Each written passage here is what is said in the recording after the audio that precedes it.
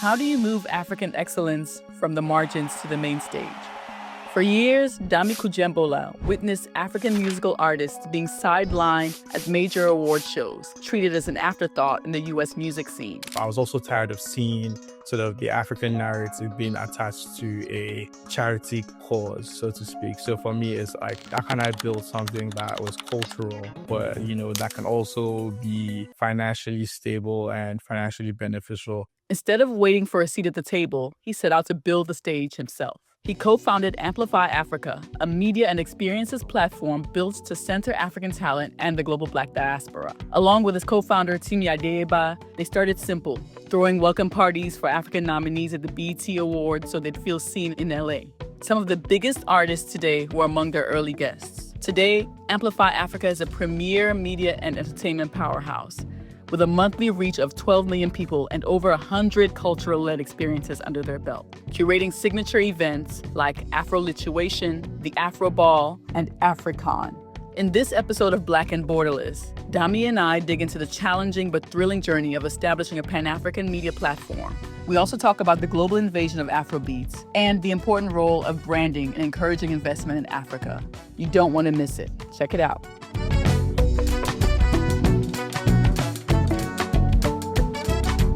Welcome to another episode of Black and Borderless. Today we have a really special guest, someone that I've been kind of watching and following from afar on LinkedIn and actually that I follow on Instagram. He is currently the CEO and co-founder of Amplify Africa, which is a leading African entertainment media company in the U.S., where he leads the company's vision to create platforms for education in different African cultures while promoting African creativity to a global audience.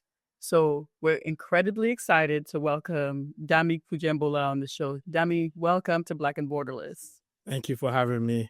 So before we get into it, let's talk about you as a person. So Amplify Africa is actually this great thing that you've co-founded, this platform.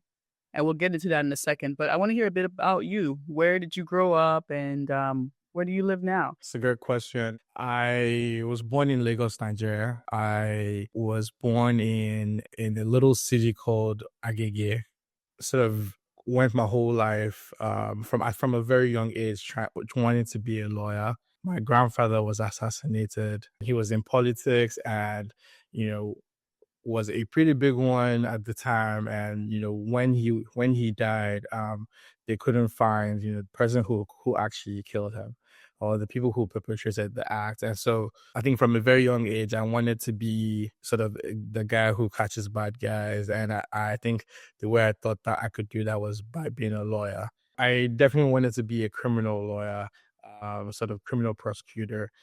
But as I grew up and, started like studying law, I began to see that wasn't a field that paid too much. So I decided I wanted to pursue corporate law. And then from corporate law, I found intellectual property and then entertainment law. And then in that process, that sort of led me to Los Angeles because I wanted to learn more about sort of the entertainment law space. Entertainment law at that time wasn't one that was as developed in Nigeria when I wanted to practice. But luckily for me, I had started representing some folks who are now really big names in the entertainment space now. And so I wanted to sort of go to LA, learn about entertainment law from like the headquarters, and then, be that guy that goes back home and like helps, other clients. And so that's how I found myself in Los Angeles. And that's how sort of my story in the US started.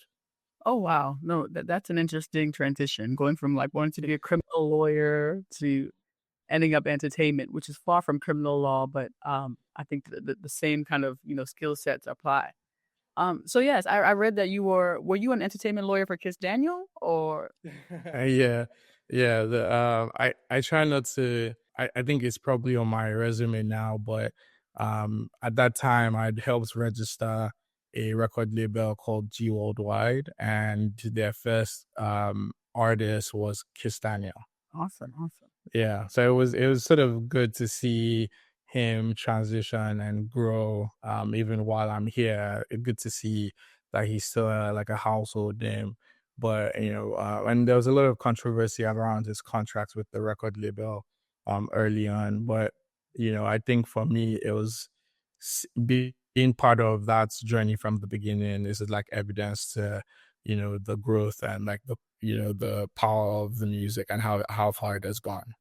Yeah, for sure. And we'll talk about that a little bit later as we're talking about kind of how the diaspora has, in my opinion, reconnected with the continent through music. So it's kind of cool that you have this background in entertainment or as an entertainment lawyer, because I think you can really speak to that because you were there firsthand when, artists from the continent were transitioning to the US and other Western markets. So we're going to touch on that a little bit. But before we get there, like, tell me a little bit more about how you now went from being or training to be an entertainment lawyer, practicing as one, and then now founding this media and entertainment company, which is Amplify Africa. So I think one of the things I learned while sort of being preparing to be a lawyer in the US was also that primarily as a lawyer, your work is to solve problems, and that's very similar to the work of an entrepreneur, which is like constantly like solving problems. And I've always been pulled into the area of entertainment and the digital world, so to speak. And so, when I started thinking about sort of the issues that I faced as an immigrant, like being here, lacking community, lacking sort of representation, and sort of also seeing the lack of education that people had about sort of the country where I was from, my initial instinct was, okay, well, how can I do something about it? How can I solve this problem? And, obviously my training as a lawyer kicked in, but then, it also, I come from a family of entrepreneurs as well. And so, the mindset of, okay, how can I turn this into like a sustainable business was also one that came in as well. And, I was also tired of seeing sort of the African narrative being attached to a charity cause, so to speak. So for me, it's like, how can I build something that was cultural, but that can also be financially stable and financially beneficial for not just for the diaspora, but that leads to sort of economic development for the continent. And sort of that was how sort of this whole thing came about. Also in moving here, I didn't really find examples of like successful entertainment lawyers. Not because they didn't exist. When I mean successful entertainment lawyers, let me put that into context. So successful entertainment lawyers that are also of African descent, like me, or who moved here, who moved from Nigeria to the US. I felt like I needed that to be able to help me like um chart like a path towards success. And so for me, I didn't feel like I had a lot of examples like that. And so the need to bring together a community was sort of stemmed out of that. Also, some of the friends that I had as an entertainment lawyer were also receiving awards during the BET awards during that time, and they would always get their awards on the backstage. And so my inkling was, how can I make them feel more special? Like, these are people that we hold high in our countries. Like, why would they come here and then feel like they're sort of second class? And so that was also like my instinct to help push that sort of also contributed to like this, what we now know as Amplify Africa today, is creating that representation for us, being able to have a company that can, that a US company that can represent African interests, on a business level, but also on a cultural level here in the US. And that was sort of like how it started for me. But also I started seeing the potential in sort of the audience, and the people that exist here who are sort of called the African diaspora. And at that time it wasn't such a thing yet. It was just like, people would just call them Africans or African booty scratchers. And so so for me, I did see a potential I saw an audience. And I guess it's also the way my mind works is, seeing an opportunity, and instead of seeing a problem, but instead of actually like focusing on the problem, is trying to figure out how to leverage and create a solution out of it. No, for sure. And that's really interesting how I want to settle on something really quick that you talked about, right? So I'm painting the picture here. You um come to the US in hopes of getting formal training, I would say, as an entertainment lawyer. You start practicing in the US, right? But mainly you're representing artists from the continent of Africa, right? Who are maybe trying to sign deals or in the US and other Western markets. So far that sounds correct, right? Yeah, absolutely. So you have that. So now you're in LA and let's go. I want to talk about that BT experience. I think that's very important.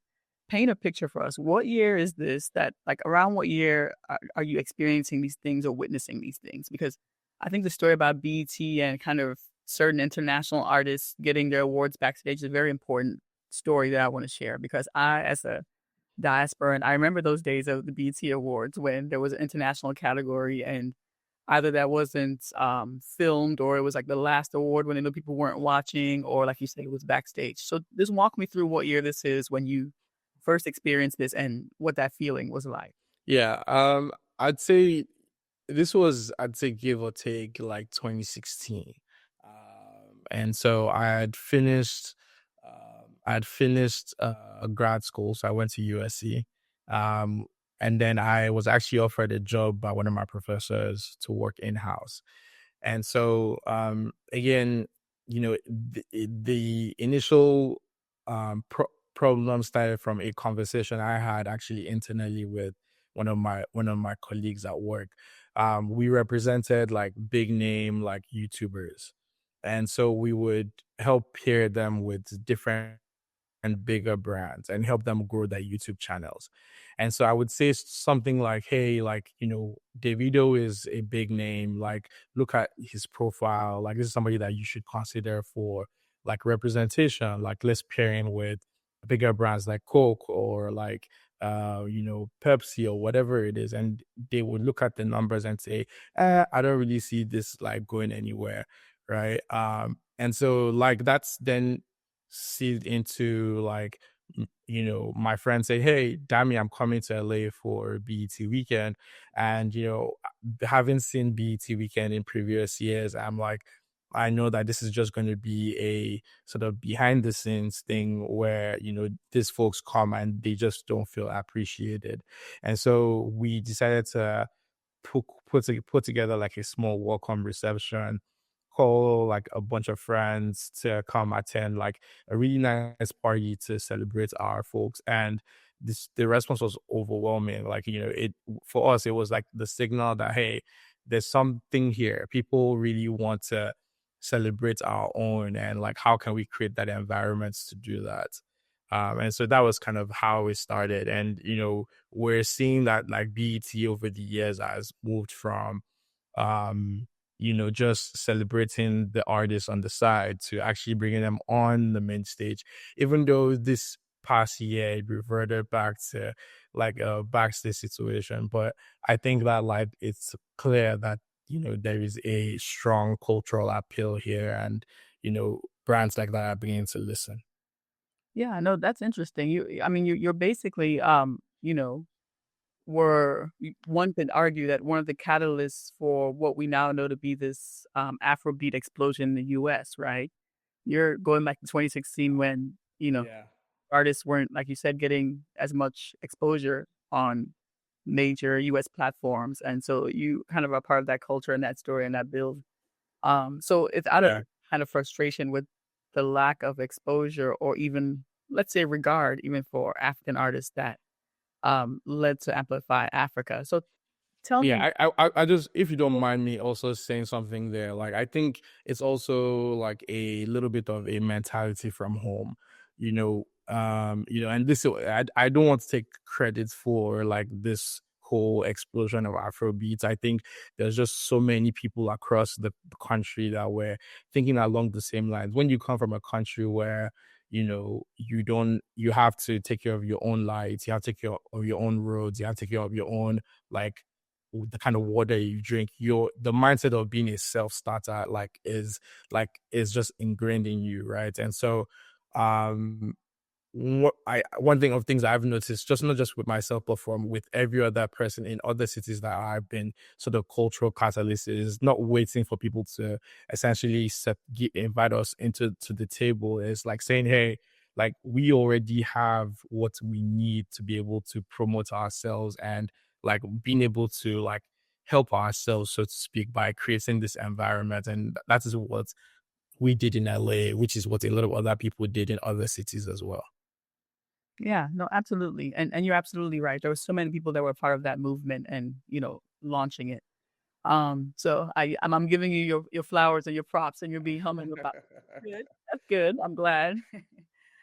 So now that leads to Amplify Africa. Tell us in your own words, in a sentence or two, what exactly Amplify Africa is today, or what it is growing to become. Yeah, it's very interesting, like what it has grown, what it has grown to become. I definitely wasn't the intention from the beginning, but um, Amplify Africa today is a media company. We've grown to reach 12 million people monthly.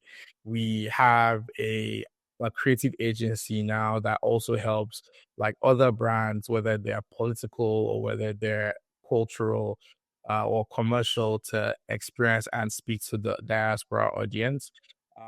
When we first started, Amplify Africa was solely focused on first gen Africans or immigrants like myself.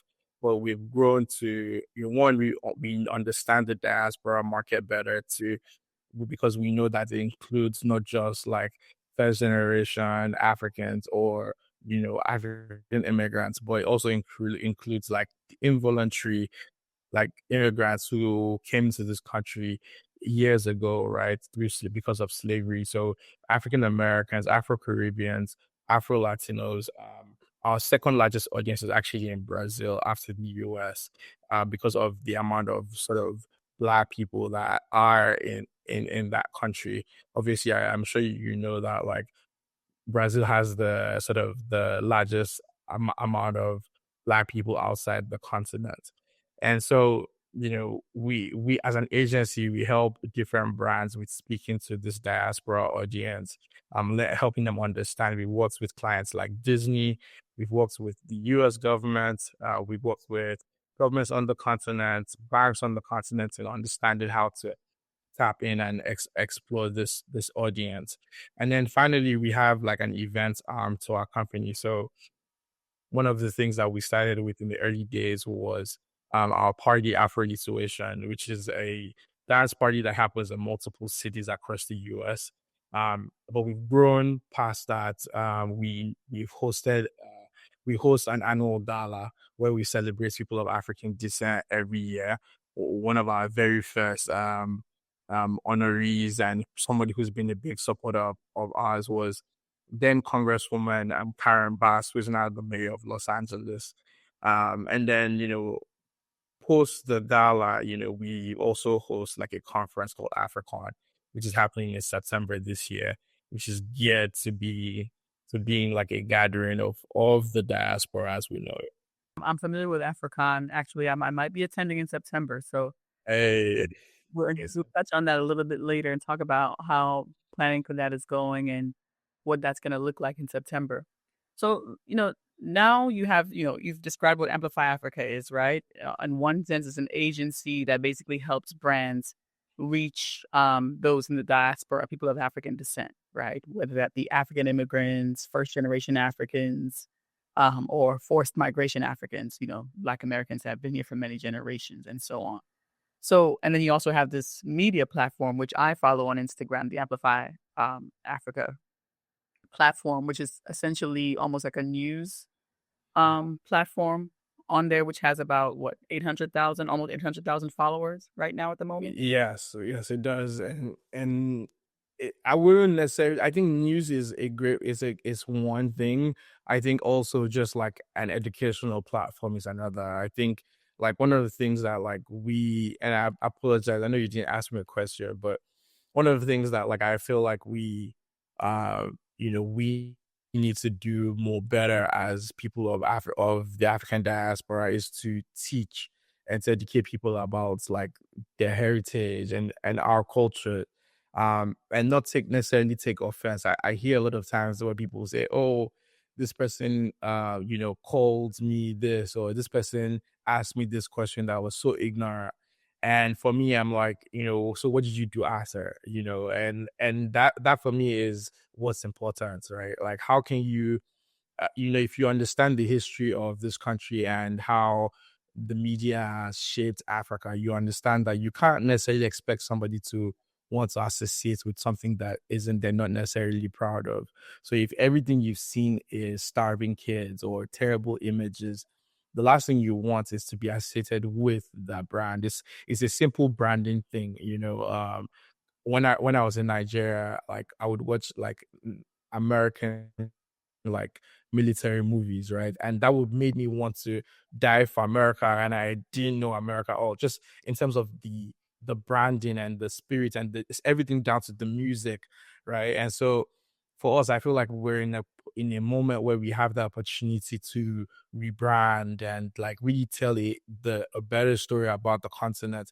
Every part of the world has something bad happening in it, where it's not exclusive to us. And so our platform essentially serves as an educational platform, as a rebranding platform for the continent. We try our best to focus more on positive images. Yes, there are times where we need to talk about sort of different things that happen on the continent because I think it's a responsible thing to do. But there's so many platforms already saying bad things about Africa, and so our remit is to really focus on saying positive things. And I see us as ambassadors and ambassadors for the continent with that platform, especially.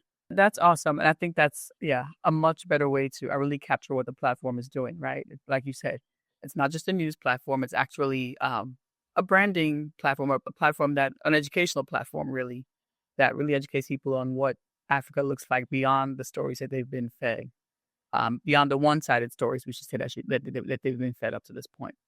No, so that's absolutely right, and that makes, total sense to me. So, talking about, the platform, this media platform that you've created, what has been the biggest challenge so far in building it? This is one I'm very passionate about as well. I think it's I think there's still a lot of work that is being done in letting people understand what the African diaspora like means and what that looks like. I think whenever we appear in any room and we say our company is called Amplify Africa, everyone automatically assumes that we're based on the continents, right?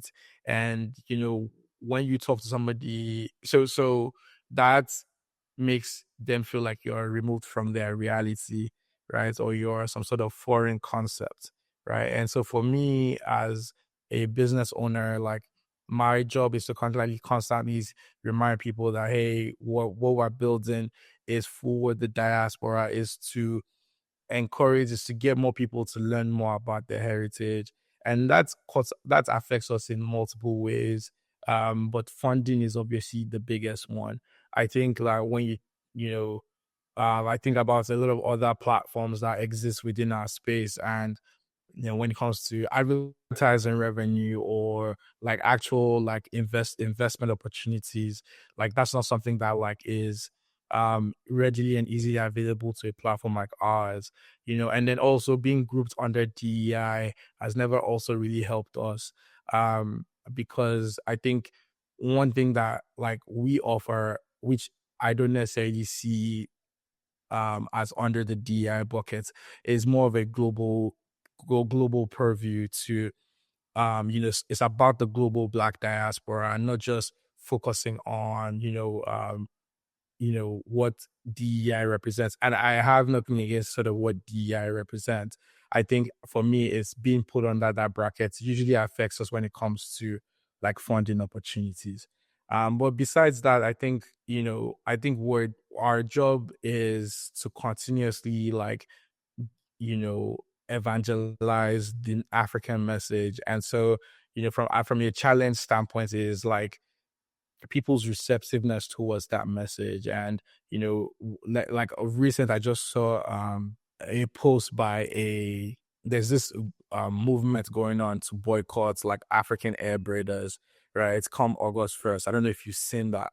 And for me, it's I'm laughing because I just got my hair braided. So so it's for me, it's like, the challenge, the sort of mindset that like we're still very different people.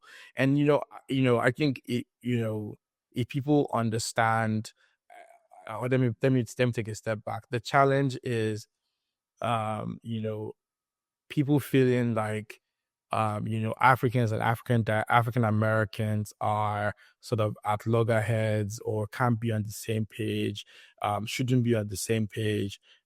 I think if people understand that like the continent itself is made up of people who historically have different backgrounds and different cultures, if people understand that the continent itself is made up of people who have different backgrounds and different cultures, so you're thinking about the Yorubas versus like the Igbos, right? There's still like there's still like some sort of, what you say?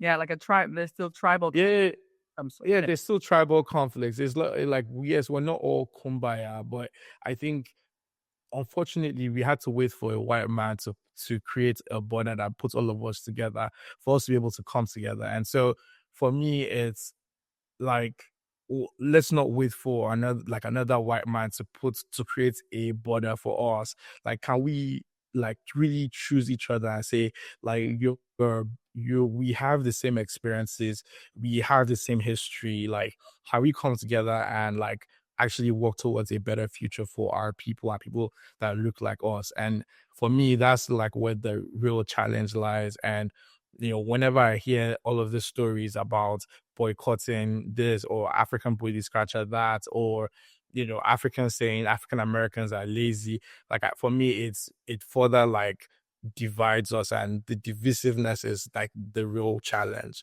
in our business. absolutely. And I couldn't agree more. In fact, this podcast exists to bridge that very gap that you're talking about. I'm part African American. My mother's African, Black American, if you want to call it that. African American. My dad is a Cameroonian immigrant who relocated to the U.S. in the '80s, and I saw that tension constantly in my life. I had, people who were African make statements about African Americans, not knowing that I was half African American, and and vice versa. So, I think what you're saying, you said something that I think we really need to talk about, which is that we need to choose each other, right? Like we don't have to wait for people to bring us together and have us see the commonalities, because the commonalities are there. Again, as a bicultural child who has one foot in each culture, I see the commonalities. I see where the bridges can be built, right? But we have to make the conscious decision to choose each other. And no, I've not seen the braiding boycotting, but I think that's really interesting. But I have seen other kind of African versus African American wars happen on social media recently. Yes. Yeah. Really alarming, when there's so much that can be done for us to mobilize and join and create what we're calling here as a global Black economy that we're not partaking in. So Yeah. that's a mission that I'm completely aligned with, and that I fully get. So speaking of that, right, as a platform, because you're trying to appeal to these different like sections of Blackness, right? African immigrants, first generation Africans or Americans, Black Americans, Afro Brazilians. How are you balancing your content on your platform to ensure that you're really speaking to all these groups so they're adequately represented? That is so that in itself is a big challenge. I think like there's a ton of ground to cover. I one thing that brings me joy is when I look on the platform and somebody who hasn't necessarily seen their country or their identity being like represented, like when they see that on the page and when the way they react to it, it's like that brings me joy because it means that we're paying attention to these things. We've tried different strategies in the past whether it's focusing on each region, each for a particular period of time, but also we Right now, I think we usually just use our instincts at the moment because there's just a lot of ground to cover, and like I said earlier. And so, what we try to do is, like, when we see that the page is leaning towards a certain region, we try to like usually bring it back, and try to make sure that like we have touch points in different areas, but also our team is very diverse, and so that usually helps. And so we have like East Africans, South Africans, West Africans. We have like African Americans, like, who essentially are contributing to like the narrative that we're trying to shape. And so, that work needed to start from within. It wasn't an easy one, and it's still going to be a challenge. But we are choosing every day to be diverse, and even with our program in our conference, we're trying as well to be as diverse as possible to make sure that there's representation from different parts of the continent and the diaspora as well. So let's switch gears and talk about something more positive. So we talked about, the challenges that you faced, building this platform and other properties under Amplify Africa. Let's look at the flip side. What's the positive outcome or milestone you didn't anticipate when you started out? Like the thing that's like, whoa, I didn't know that, I started off with this mission or this goal, but then this other beautiful thing has come out of. I think the company as it stands right now is a positive. Like, I when we started, the initial mission was like education. Sorry, no, it was more community. My apologies. And the parties were an easy way to bring that together. I think our ability to like see a moving, like see um the potential and build on that has been sort of credit to the team, has been our ability to has been sort of one of the positives for me. I don't necessarily see this as like the stopping point. I think we're always going to continuously grow.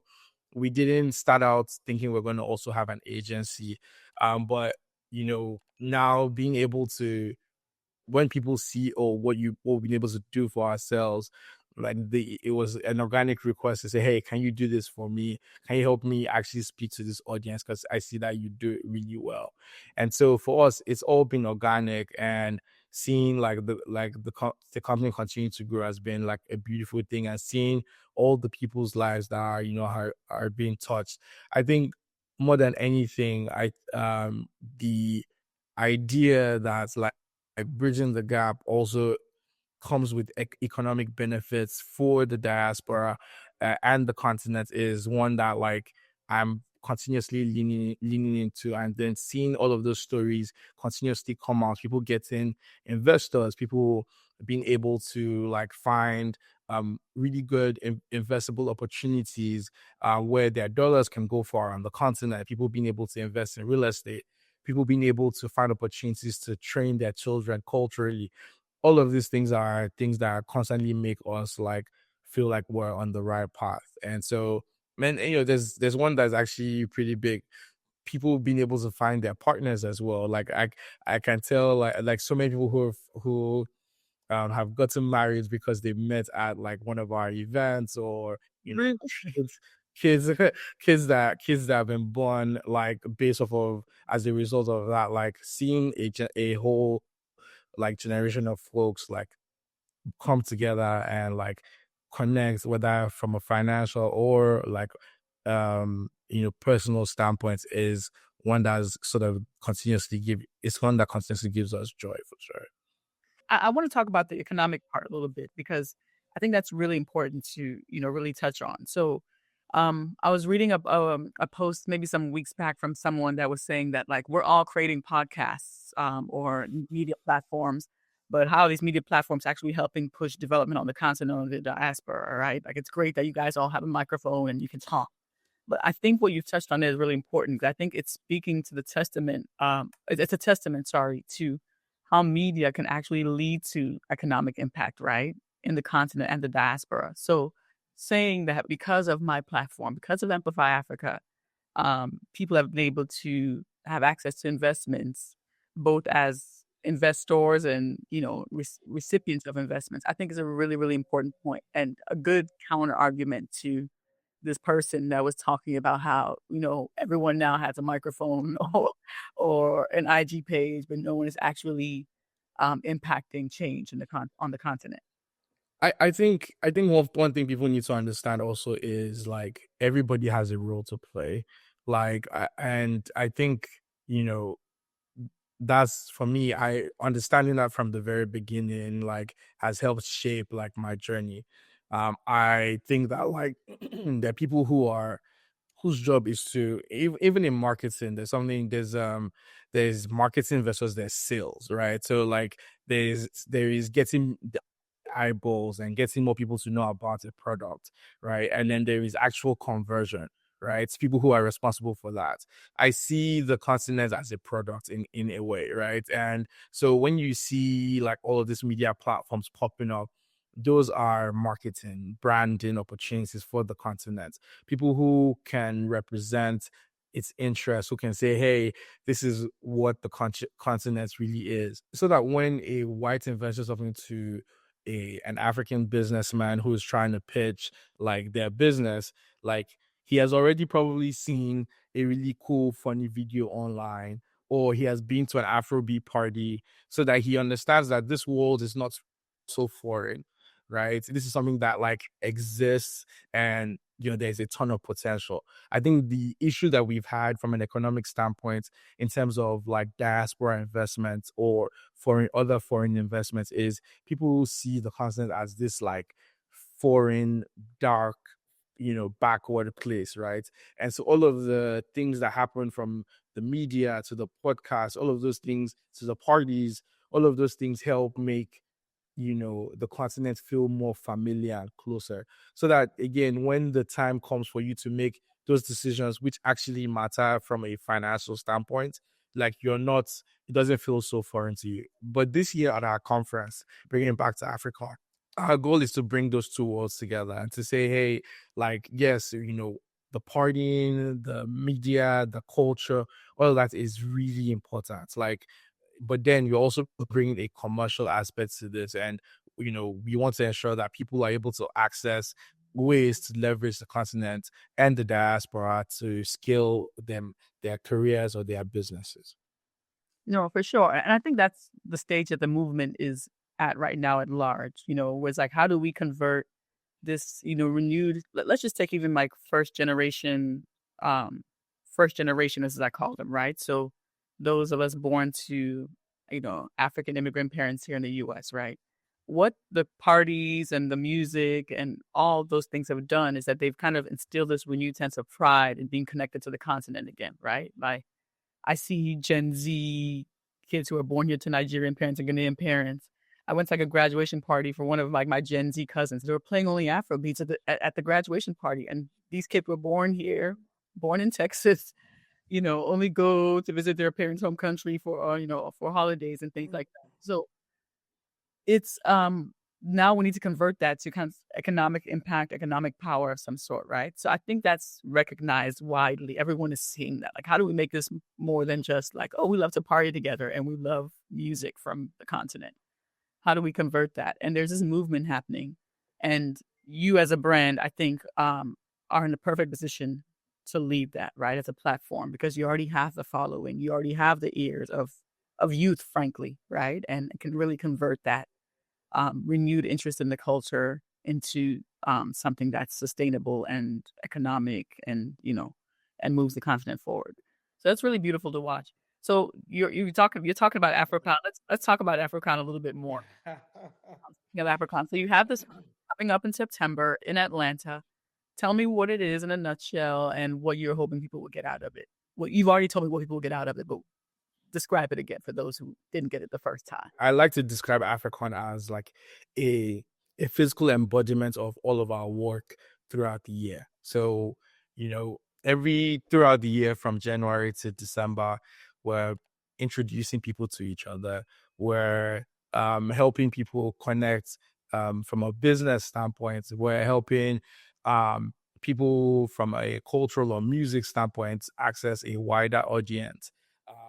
and helping them build their network, and amplifying them, so to speak, right? And so Africon is again a physical manifestation of that, in that we are looking to bring all of the relationships that we have into one room, and to say, and not essentially gatekeep sort of these resources, and say, hey, how can a regular Joe who just moved from Nigeria, or how can a regular like Jill who lives in, Atlanta, who is looking to start like a business, how can she scale what she has? How can somebody who is starting their young professional career essentially access the resources they need to be able to be better at what they do? Because there are so many accomplished like people of African descent who are in corporate America today. Why is that information being gatekept? Why can't we create an environment for people to learn more from each other? And so, with Africon, like our goal is bringing together the global Black diaspora, and creating opportunities for access to financial and in-kind resources for creatives, for young professionals, and for entrepreneurs. One of the things that we're particularly excited about this year is our partnership with a bank called Fidelity Bank in Nigeria. And through this partnership, we're bringing about 60 African-based businesses, and we're helping them connect with U.S. retailers as well. So think like Walmart, Kroger, and all of these other like business retailers are going to be in the room for like, and that access will be provided for these businesses that attended. We're also partnering with the Afrexim Bank. They're a big, multi country bank on the continent. They are owned by about 50 countries on the continent.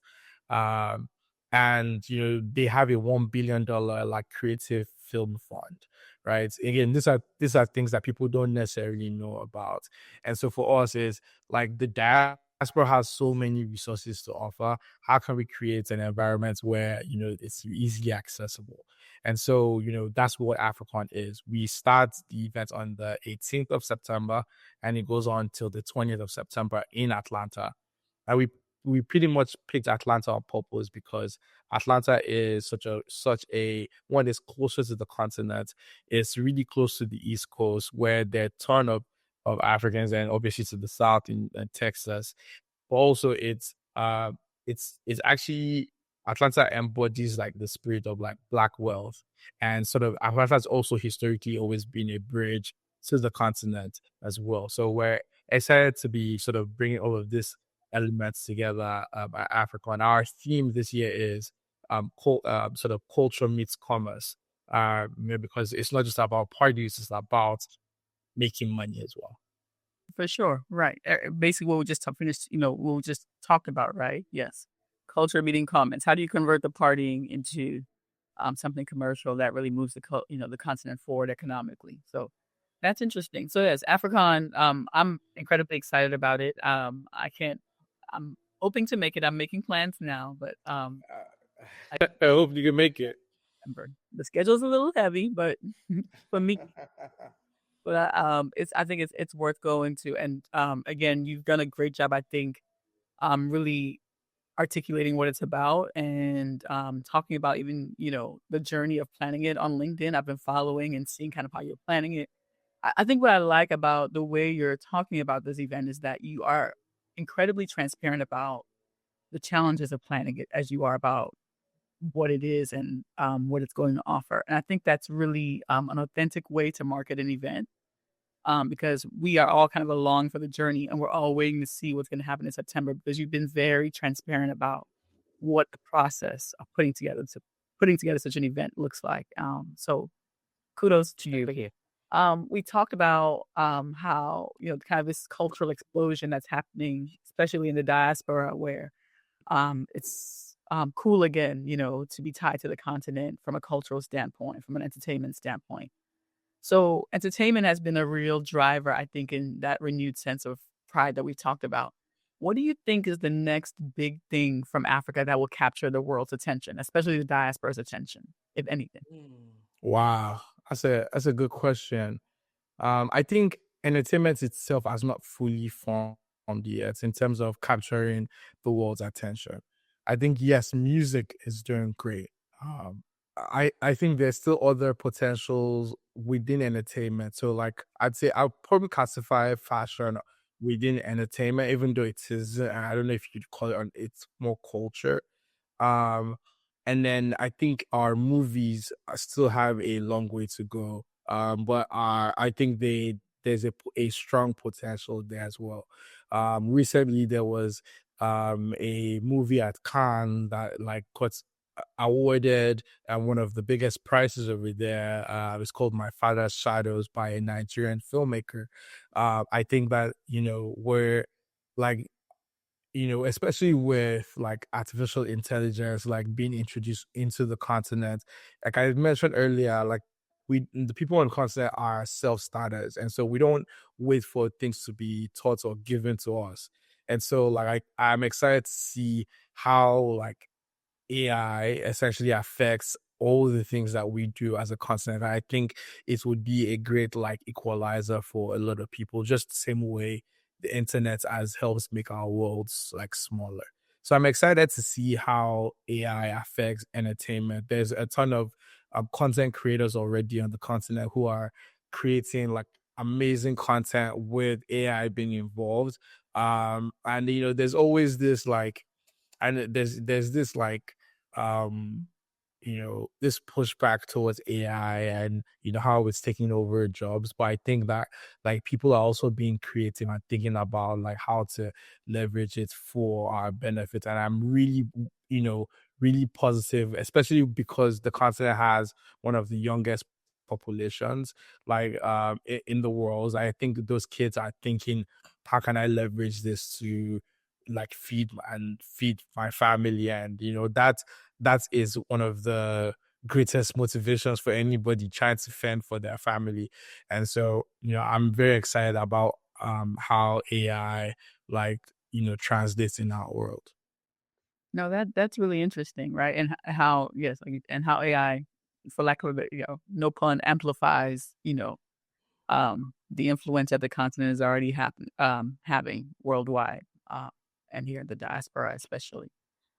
So let's talk about Amplify Africa specifically. What do you think, or what are you planning, you and your co-founder, Timmy? What's the next thing ahead? So let's say the year is 2020, 2035, I should say, 10 years. What does Amplify Africa look like in 2035? Man, that's a good question. I think um what we want to build is a legacy company, right? A company that stands the test of time, that is able to appeal to generation after generation, contributing towards like, contributing measurable impact towards bridging the gap between the continent and the diaspora. Um, I think um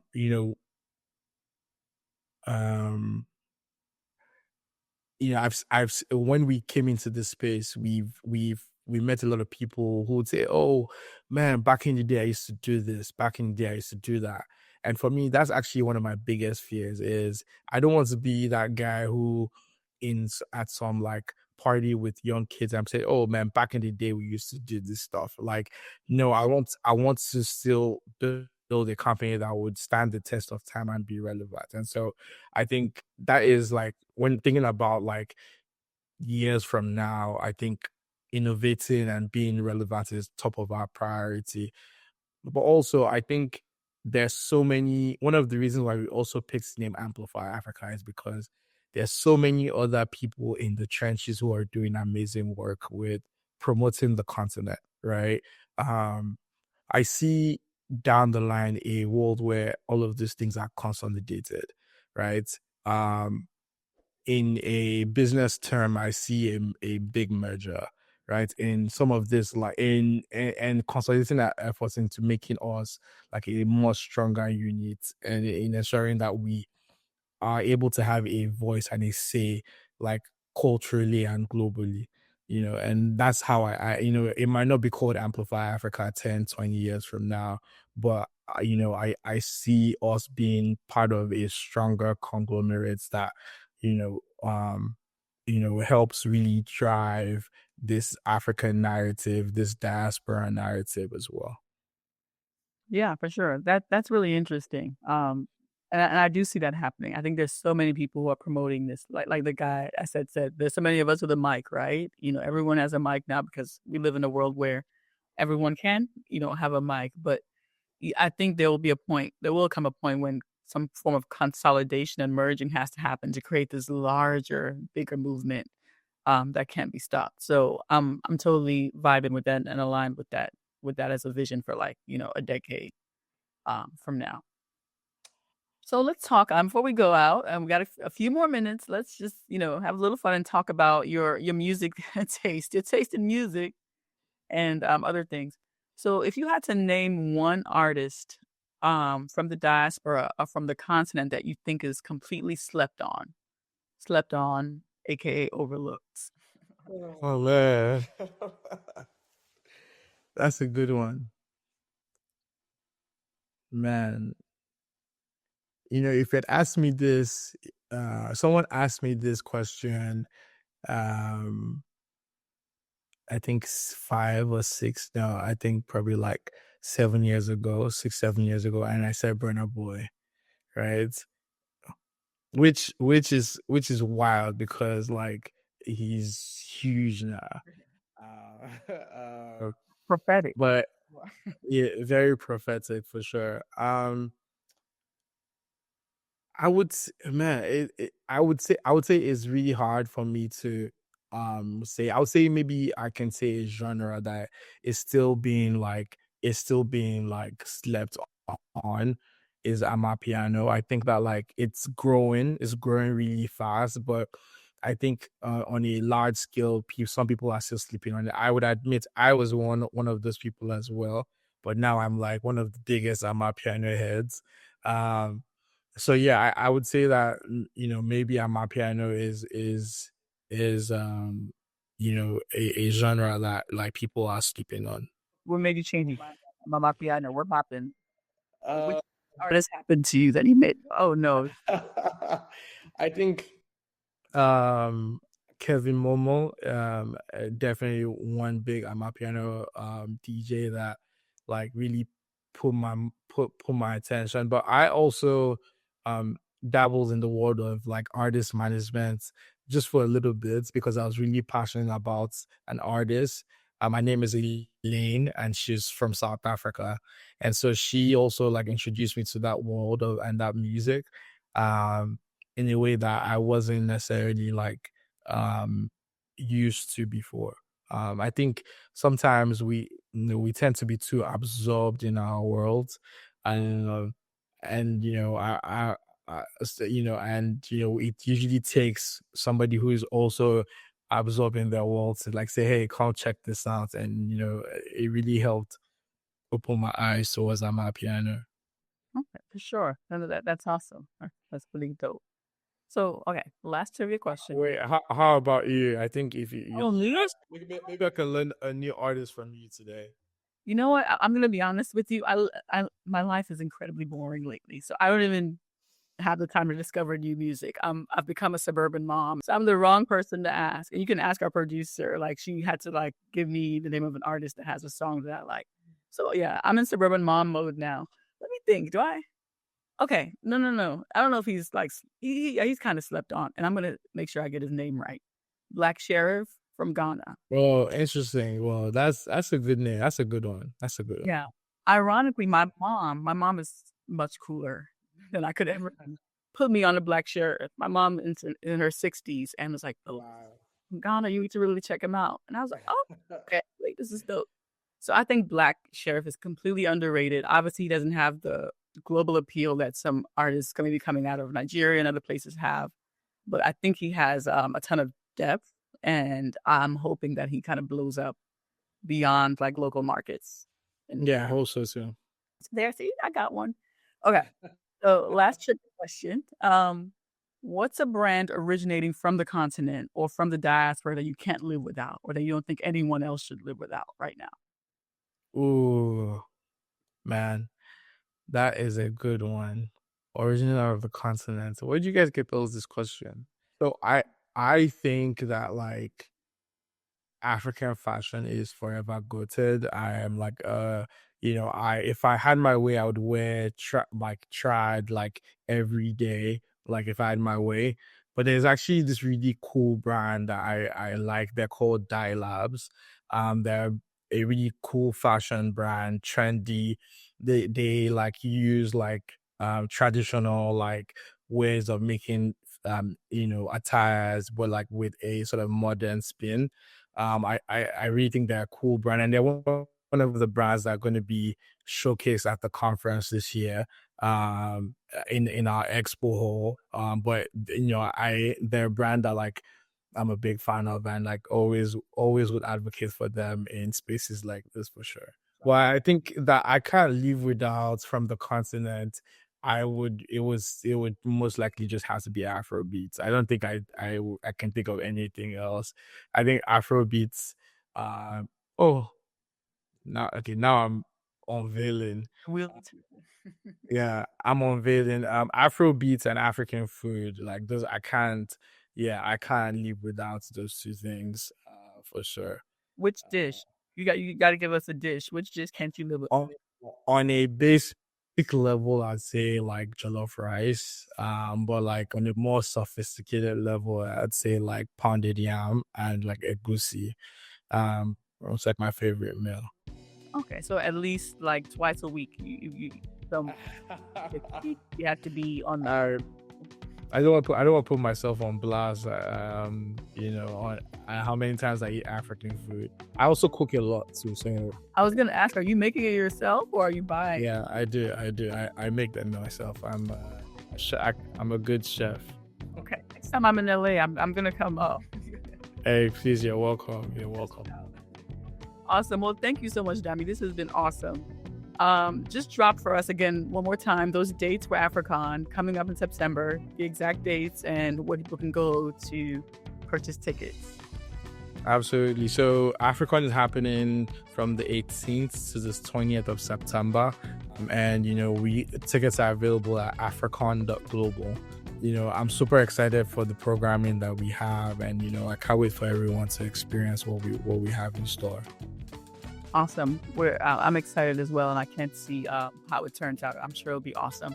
And also for Amplify Africa, the Instagram platform, make sure you follow that platform as well. Amplify Africa is the handle on IG. Make sure you follow it. Thank you again, Dami. Thank you for your time, and thank you for joining the kids. Borderless. Thank you. Thank you, kids. I appreciate you.